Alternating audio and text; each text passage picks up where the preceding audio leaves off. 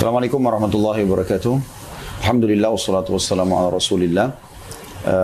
Hari ini kita kedatangan seorang saudara kita, Georgia Romanov. Insya Allah akan syahadat dari agama Kristen Protestan. Dan kita akan saksikan proses syahadat ini insya Allah. Dengan tujuan semoga Allah subhanahu wa ta'ala terima ini sebagai keislaman yang murni dan diberikan istiqamah. Saudara Georgia setelah masuk Islam insya Allah. Dan kami pun ikhlas dalam menyampaikan ini. Semoga ini bisa menjadi penyebab yang belum mendapatkan hidayah Islam bisa masuk ke dalam agama Islam. Namun sebelumnya insya Allah kita akan menanyakan beberapa pertanyaan yang mungkin itu bisa melegahkan saudara Georgie, dan kita pun semua juga lebih tahu tentang masalah bagaimana seharusnya orang menganut agama Islam itu sendiri. Bisa begitu ya? Ya. Nah, jadi saya kembali ke pertanyaan. Boleh. Ya. Kira-kira Mas Georgie mau masuk Islam karena apa? Oke, pertama memang karena mau nikah, and then bisa dikerasin sedikit suaranya. Setelah itu dari situ bisa belajar bersama supaya lebih mengerti apa itu Islam. Gitu sih. Jadi alasannya karena mau menikah. Betul. Dan nanti supaya bisa belajar bersama dengan istri gitu ya. Berarti menikah dengan muslimah. Betul. Ada alasan lain? Mayoritas keluarga Muslim. Ya. Oh, kalau gitu dulu bagaimana bisa sampai Kristen? Dari orang tua dulu Muslim, lalu sempat pindah ke Kristen. Tapi dari saya pribadi memang lebih memilih. Berapa orang saudara dulu? Tunggal. Oh, tunggal. Ya. Umurnya berapa sekarang? 29. Kira-kira masuk Islam ini bukan karena ada unsur paksaan ya? Enggak ada. Murni sendiri? Iya. Oke, ada hal yang ingin saya titik beratkan supaya syahadatnya bisa berjalan baik insya Allah. Kalau masuk Islam karena ada unsur tadi masalah mau menikah, atau mungkin ada unsur ekonomi, atau mungkin ada unsur politik karena takut butuh keamanan, atau apapun sifatnya, maka saran saya itu dinomor duakan. Di nomor 1, Mas Georgie masuk Islam memang karena tahu Islam itu adalah agama pilihan. Masalah belajar nanti itu gampang, itu akan belajar insya Allah. Tapi seseorang kalau masuk Islam dalam kondisi dia tahu kalau ini adalah kebenaran, maka itu akan lebih mudah dia untuk istiqomah. Artinya, jadi menikah tidak jadi menikah, aman atau tidak aman, gitu kan? Terpenuhi ekonominya atau tidak, tetap saya akan menjadi seorang Muslim. Karena saya tahu ini adalah agama yang benar. Ya. Ada alasan saya sampaikan itu. Yang pertama sekali, karena memang Allah subhanahu wa ta'ala hanya menurunkan satu agama. Allah sebutkan dalam Al-Quran, A'udzubillahi minasyaitonirrajim, Inna dina indallahil Islam. Agama di sisi Allah hanya Islam. Jadi semua nabi-nabi itu adalah Muslim. Kami tidak pernah sebagai seorang Muslim mengetahui bahwa ada agama Yahudi, ada agama Nasrani, karena itu adalah keyakinan saja. Agama di sisi Allah semuanya Muslim. Kami yakin, dan kita sebagai Muslim yakin Musa itu adalah Muslim, Isa adalah Muslim. Kenapa? Karena definisi Muslim atau Islam adalah orang yang beriman pada Allah dan beriman kepada semua yang Allah perintahkan. Jadi di zaman Nabi Musa alaihissalam yang beriman pada Allah dan beriman pada Nabi Musa dan beriman pada semua yang Nabi Musa ajarkan, maka dikatakan Muslim. Ya. Terus berjalan sampai datang Isa alaihissalam. Isa yang beriman pada Isa berarti menyempurnakan keislamannya karena dia menyempurnakan keimanan kepada Allah untuk mengikuti semua Rasul. Yang menolak maka divonis kafir. Makanya orang-orang Nasrani mengatakan Yahudi kafir karena menolak Nabi Isa. Dan predikat Islam melekat pada pengikut Nabi Isa pada saat itu. Sampai datang Nabi Muhammad SAW, maka yang menyempurnakan keislamannya, mengimani semua Nabi-Nabi termasuk Isa, Musa dan Nabi-Nabi semuanya, dilengkapkan dengan Nabi Muhammad SAW, dikatakan Muslim. Itu sebabnya kenapa dikatakan kita ini orang Muslim. Artinya menyerahkan diri kepada Allah, beriman keberadaannya dan juga kepada semua Rasul-Rasul. Makanya kalau ditanya, apakah orang Muslim meyakini Isa sebagai Nabi? Ya. Bahkan kalau ada yang mengatakan Isa bukan Nabi, dia kafir. Gitu ya. Jadi ini hal yang mendasar sekali gitu. Jadi agama itu cuma Allah subhanahu wa ta'ala turunkan cuma satu. Makanya Nabi Muhammad SAW mengatakan, perumpamaan aku dengan nabi-nabi sebelumku ibarat seperti sebuah bangunan. Orang-orang mengelilingi bangunan tersebut dan mereka memuji bangunan itu. Indah sekali. Cuma mereka temukan ada satu tempat batu bata yang belum terisi. Maka mereka mengatakan, coba seandainya batu bata ini ditaruh, sempurnalah bangunan ini. Kata Nabi Muhammad SAW, akulah satu batu bata itu. Artinya beliau bukan membawa agama baru. Semua nabi-nabi sama. Cuman memang yang berbeda di dalam syariat penerapan hukum. Mungkin ada di nabi tertentu Allah turunkan itu boleh, di nabi yang setelahnya Allah mengatakan tidak boleh. Tapi Tuhan mereka satu, agama mereka satu. Jelas itu. Jadi itu dasarnya gitu. Ya. Jadi ini bukan agama baru. Ini adalah agama semua nabi-nabi. Nah, kemudian yang perlu digarisbawahi dalam Islam itu ada dua hal yang menjadi pondasi dasar. Tapi setelah syahadat baru saya jelaskan. Ya. Yang penting sekarang sudah tahu dulu, saya masuk Islam itu bukan karena unsur apapun, kecuali memang karena tahu ini adalah agama pilihan. Ya. Oke, saya akan pandu syahadat dulu, diikuti dalam bahasa Arab, kemudian dengan terjemahannya. Begitu itu mungkin saya butuh waktu 5 menit menyampaikan dua pondasi dasar. Sudah siap? Baik, ikuti saya. Asyhadu. Kerasin sedikit suaranya. Asyhadu. Allah ilaha illallah wa asyhadu anna Muhammadan Rasulullah. Saya bersaksi tiada Tuhan yang berhak disembah kecuali Allah. Dan saya bersaksi bahwasanya Muhammad benar-benar hamba juga utusannya. Alhamdulillah. Jadi dengan syahadat seperti ini, Mas Ujo sudah dianggap sebagai seorang muslim. Dan ini menandakan juga bahwasanya masuk Islam bukan hal yang sulit.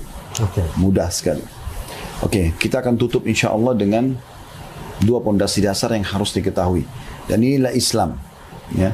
Jadi kalau selama ini Mas Ujo mungkin ada persepsi tentang Islam itu berat atau sulit atau apa, itu perlu diperbaikin. Jadi berlanjut dari pondasi ini, Mas Ujo akan paham, oh Islam itu ini sebenarnya. Yang pertama itu kita memiliki 6 rukun iman. Yang pertama iman kepada Allah. Artinya kita yakin tidak ada yang menciptakan langit, bumi, yang menurunkan air hujan dari langit, yang menciptakan semua yang dapat dijangkau oleh mata atau tidak dijangkau oleh mata di langit, di bumi, di kedalaman lautan, kecuali Allah. Apapun itu. Maksudnya bisa lihat atau tidak lihat, kata kuncinya la ilaha illallah. Nggak ada yang ciptakan, nggak ada yang memiliki, nggak ada yang mengurus, nggak ada yang memusnahkan kecuali Allah. Itu pondasi dasar. Dan itu dalam agama Kristen juga diyakini. Yang kedua beriman tentang keberadaan malaikat. Jadi ada makhluk Allah yang tidak nampak, tapi kita yakin keberadaannya. Karena memang tidak semua yang kelihatan dengan tidak nampak dengan mata berarti tidak ada. Contoh misal Mas Jody rasa lapar, ya, haus, capek, suka, benci, marah, kan kita bisa rasakan, tapi tidak nampak kan? Itu menandakan berarti ada hal-hal yang tidak nampak dengan mata tapi bisa dirasakan. Nah begitu juga dengan makhluk-makhluk Allah yang lain, diantaranya malaikat, diantaranya jin. Ya. Cuma kita bisa merasakan keberadaannya. Kata Nabi Muhammad SAW, kalau seseorang terbangun atau akan tidur di malam hari, maka pendampingnya dari malaikat akan mengatakan, tutuplah hidupmu dengan kebaikan. Maka dia akan ingatkan perbuatan baik yang kita lakukan pada hari itu. Oh tadi sholat, oh tadi sedekah, oh tadi bakti sama orang tua. Jadi kita nanti besok buat program itu. Nanti pendampingnya dari syaitan akan membisikkan, mengatakan, tutuplah hidupmu dengan keburukan. Diingatkan amal-amal buruknya supaya dia jadikan program. Sama halnya juga kalau kita lagi bangun. Kata Nabi SAW, kalau bangun pendamping dari malaikat akan mengatakan, sholatlah. Ada sholat tahajud, sholat malam gitu kan. Syaitan akan mengatakan tidurlah, malam masih panjang. Nah tinggal kita mau ngikutin yang mana. Setiap bisikan ke arah kepada syariat Allah, kepatuhan pada satu perintah atau meninggalkan larangan itu berarti dari malaikat. Setiap hal yang buruk yang memerintahkan pada keburukan, pelanggaran berarti dari syaitan. Begitu aja simpelnya. Nah yang kedua beriman kepada malaikat. Jadi yang menggantikan siang malam, yang menurunkan hujan ini Allah tugaskan semua malaikat. Yang ketiga beriman kepada kitab-kitab. Allah turunkan ada Tauratnya Nabi Musa, ada Zaburnya Nabi Daud, ada Injil Nabi Isa, ada Quran Nabi Muhammad SAW, ada 4. Ada sebagian ulama tambahkan dengan yang satu suhuf Nabi Ibrahim. Tapi ini sebenarnya banyak yang diturunkan oleh Allah, tapi ini yang wajib kita imani sebagai seorang muslim. Minimal 4 tadi. Taurat Nabi Musa, Zabur Nabi Daud, Injil Nabi Isa, Quran Nabi Muhammad SAW. Jadi ini satu rangkaian gitu. Dan yang keempat beriman kepada Rasul-Rasul. Allah mengutus sekian ribu Nabi. Tapi yang wajib kita imani sebagai seorang muslim 25 Nabi dan Rasul. Itu aja yang kita tahu namanya, pelajari. Karena tidak semuanya kita pelajari. Mulai dari Nabi Adam, Idris, Hud, Saleh, Shu'aib, sampai akhirnya Nabi Muhammad SAW. Kemudian yang kelima beriman kepada hari kiamat. Dari prosesi kematian, masuk ke kuburan, alam barzah, kemudian sampai ke hari kebangkitan, hisab amal baik, amal buruk, lalu kemudian surga dan neraka. Ini kita yakini. Kemudian yang terakhir, yang keenam adalah takdir baik dan takdir buruk. Apapun yang kita suka, Allah tentukan. Yang kita tidak suka juga Allah tentukan. Maka kalau ada yang suka, kita bersyukur. Yang kita tidak suka, kita bersabar. Itu sederhananya. Nah, ini pondasi pertama. Pondasi kedua adalah bagaimana Mas Georgie mengaplikasikan dalam kehidupan kepatuhan kepada Allah. Pertama syahadat, 2 kalimat syahadat ya, tadi yang sudah disebutin itu. Kemudian yang kedua 5 waktu sholat. Nah, banyak orang yang pada saat mau masuk Islam, ditanya kenapa kok orang Islam banyak sholatnya. Kadang-kadang begitu, salah satu penjelasannya. Maka perlu kita jelaskan, sholat 5 waktu ini hanya membutuhkan per satu sholatnya 10 menit. Itu maksimal. Ya, 10 menit sudah cukup. Kita punya 5 waktu sholat, subuh, duhur, asar, maghrib, isya. Subuh 2 rakaat, duhur 4 rakaat, asar 4 rakaat, maghrib 3 rakaat, isya 4 rakaat. Ini 5 waktu sholat ini kalau kita hitung 10 menit per satu sholat, berarti 50 menit. Sehari kita punya 24 jam. Berarti kalau diambil 50 menit saja, masih ada 23 jam plus 10 menit yang bisa dipakai untuk aktivitas yang lainnya. Makan, tidur, bekerja, dan segala macam. Jadi sebenarnya ini bukan beban, tapi ini absensi. Bagaimana kita absen kepada Allah, Tuhan. Ini saya hadir. Makanya dipanggil pada saat azan, hayya 'alas shalah, hayya 'alal falah, ayo menuju kepada salat, ayo menuju kepada kemenangan. Jadi ini kita kerjakan untuk absen. Dan di antara salat dengan salat, pembersihan dosa di antaranya. Yang ketiga, zakat. Harta dikeluarkan dari orang kaya kepada orang miskin. Dan itu ada syaratnya, 2. Haul, masa setahun harta tersimpan, dan nisab kadar minimalnya harta itu 85 gram emas. Kalau terjangkau dikeluarkan 2,5%-nya diberikan kepada orang-orang miskinnya. Ya. Kemudian yang keempat adalah puasa Ramadan. Puasa Ramadan ini maksudnya puasa dalam 1 bulan. Ini juga kadang-kadang orang jadikan beban. Oh, 1 bulan berpuasa, apa nggak lapar, apa nggak haus? Nah, mereka nggak paham. Jadi tubuh kita ini, Mas Georgie, kalau tubuh kita ini mesin rusak. Kenapa? Karena kita makan panas, pedas, asam, asin, segala macam manis kan. Dan kalau kita tidak istirahatkan, tidak diservis di sana, maka tentu akan jadi masalah. Sebenarnya 11 bulan kita dibolehkan untuk makan, minum, dan segala macam. 1 bulan ini diistirahatkan. Ibarat seperti mobil diservis. Kalau sudah keluar dari tempat servis bengkel, gasnya diinjak sedikit saja sudah bagus. Suaranya jadi nggak meraung segala macam. Nah itu seperti itu sebenarnya puasa. Puasa itu sedang mengerok sisa-sisa makanan dan segala macam karena kita lagi terapi untuk itu. Ya. Jadi usus mengecil kembali, jadi sehat. Jadi puasa itu sebenarnya kesehatan, bukan beban gitu. Apalagi kita cuma disuruh tidak makan dari habis subuh sampai maghrib. Setelah itu kita boleh makan. Kemudian yang terakhir haji. Ke rumah Allah di Mekah dengan ada tata cara sendiri, itu nanti ada penjelasannya insya Allah. Tapi ini bagi yang mampu, sekali seumur hidup. Nah kalau kita lihat kelima rukun Islam, pondasi kedua ini sebenarnya semuanya ringan. Syahadat tadi sebentar, kurang dari setengah menit selesai. Kan? Tinggal bagaimana kita meyakini la ilaha illallah itu benar, tidak ada Tuhan yang berhak disembah kecuali Allah, dan mempelajari Muhammad SAW sebagai utusan Allah. Terus 5 waktu sholat sudah saya jelaskan tadi. Dari 24 jam cuma 50 menit. Zakat setahun sekali. Dan bagi yang mampu juga memenuhi syarat. Puasa Ramadan setahun sekali. Itu pun dalam 11 bulan kita bebas makan. Ya, kecuali mau puasa sunnah, ini sebulan. Haji terakhir sekali seumur hidup. Itu pun bagi yang mampu. Jadi ini Islam. Kalau Mas Georgie amalkan ini saja, sudah cukup. Sudah dikatakan Muslim, meninggal pun sudah bisa masuk ke dalam surga. Itu saja. Dan insya Allah kedepannya nanti ada Akh Imran, kita ada Mu'allaf Care, bisa bergabung untuk belajar. Nanti insya Allah sama istri, kalau ada keluarga, ada teman yang mau diajak, kita ada pengajian rutin. Habis ini juga ada pembagian buku, bisa dipelajari. Saya sangat berharap Mas Georgie setelah masuk Islam ini, insya Allah lebih mencintai agama ini sebagai sebuah panduan hidup.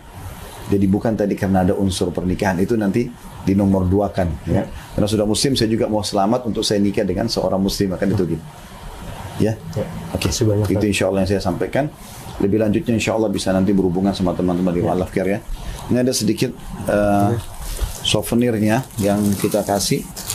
Insya Allah di dalamnya ada buku ya, beberapa buku-buku yang bisa dibaca insya Allah. Dan kalau mau diikutin di YouTube kita insya Allah ada kajian-kajian sebagiannya ya. Ini untuk belajar Al-Quran. ada dengan terjemahannya, bisa dibaca. Ini juz 30, juz terakhir dalam Al-Quran, berisi surah-surah pendek. Lebih simpel untuk bisa diketahui. Ada kiat-kiat untuk istiqomah, bagaimana caranya supaya bisa setelah masuk Islam ini tetap konsisten dalam keyakinan ini. Ini kalau sudah menikah, wanita butuh panduan untuk haid, nifas, dan sebagainya. Ada hukum dalam Islam.